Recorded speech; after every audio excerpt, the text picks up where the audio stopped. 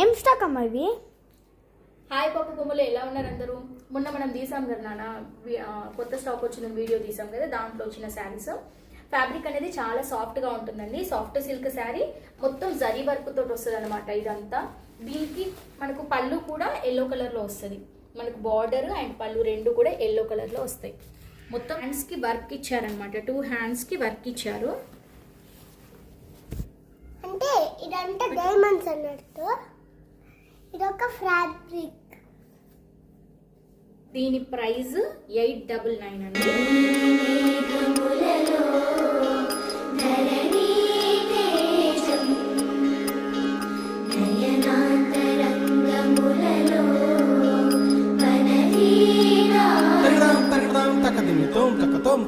Tom